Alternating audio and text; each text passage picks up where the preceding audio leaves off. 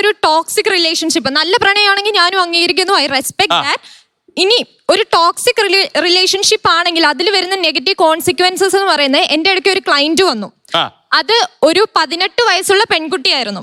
ആ പെൺകുട്ടി അനുഭവിക്കുന്നത് ആളുടെ റിലേഷൻഷിപ്പിൽ ആൾക്ക് ബുദ്ധിമുട്ടുകൾ, അതായത് ആൾക്ക് ഓപ്പൺ അപ്പ് ആവാൻ പറ്റണില്ല, അല്ലെങ്കിൽ ഓപ്പോസിറ്റ് നിൽക്കുന്ന ആളുടെ ടോളറൻസ്, ആ അബ്യൂസ് സഹിച്ചാലും ആൾക്ക് പുറത്തു പറയാൻ പറ്റുന്നില്ല. അതിന് കാരണം ആളുടെ പേരൻസിനെ കണ്ടാണ് ആള് വളർന്നത്. മനസ്സിലായോ?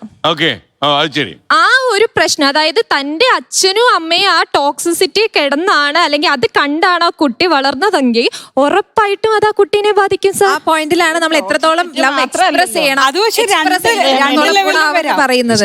നേരത്തെ എസ്കെൻ പറഞ്ഞ വാക്ക് തന്നെ എടുക്കാം. പണ്ട് ആപ്പിലാണ് പെട്ടോണ്ടിരുന്നത്, ഇപ്പൊ ആപ്പിലാണ് പെട്ടോണ്ടിരുന്നത്. ഇപ്പൊ ഈ പറഞ്ഞ മാം പറഞ്ഞ കാര്യത്തിൽ സഹനം എന്നുള്ള വാക്ക് ടോളറേറ്റ് എന്ന് പറഞ്ഞപ്പോഴാണ് പ്രശ്നം ഉണ്ടായത്.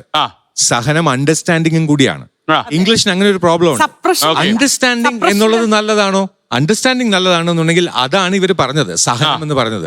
അല്ലാതെ ടോളറേറ്റ് ചെയ്യുക എന്നുള്ള ആ ഒരു മീനിങ്ങിലേക്ക് പോകുമ്പോൾ ഇതിനെ തെറ്റായിട്ട് ഒരു പോയിന്റ് കൂടെ അദ്ദേഹം പറഞ്ഞു, അച്ഛനും അമ്മയുമായിട്ട് എനിക്ക് റിലേഷൻഷിപ്പ് ഇല്ല.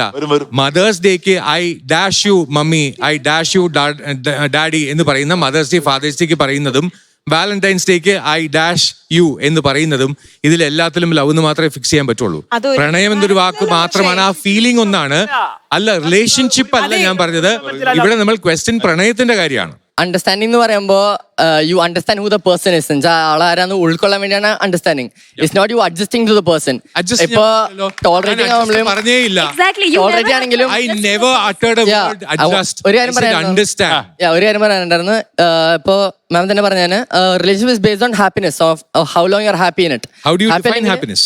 Can you define happiness? Yeah, state where I'm happy with the person who's happy. Define happy. Just have a smile on your face when you sleep. Peace. A smile എനിക്ക് fake ചെയ്യാം.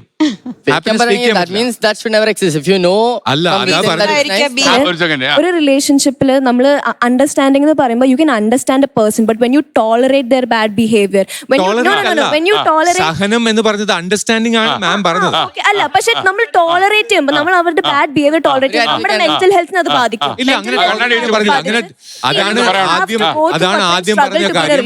You should have mutual respect which will turn to love എന്ന് ആദ്യം പറയാൻ കാരണം അതാണ്. Respect ഉണ്ടെങ്കിൽ tolerate ചെയ്യേണ്ട കാര്യമില്ല, പൊക്കോളം.